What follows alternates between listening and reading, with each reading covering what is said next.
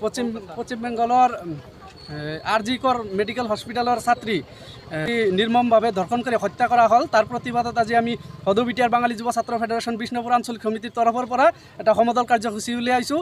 আৰু লগতে এই সমদল কাৰ্যসূচীত পশ্চিমবংগ চৰকাৰৰ মুখ্যমন্ত্ৰী মমতা বেনাৰ্জীৰ পদত্যাগৰ দাবী কৰিছোঁ। এনেকুৱা অত্যাচাৰ নহয়, এই কাৰণে আমি সকলোৱে ওলাই আহিছোঁ প্ৰতিবাদ কৰাৰ কাৰণে। আজি ভাৰত স্বাধীন হৈছে ৭৭ বছৰ হয়। ৭৭ বছৰ হোৱাৰ পিছত আমি কিয় পৰাধীন? এই কাৰণে আমি সকলো নাৰী শক্তি ওলাই আহিছোঁ। আজি আমি দৰ্শনকাৰীক হত্যা ফাঁচি দিবৰ কাৰণে এই দাবীত ওলাই আহিছোঁ।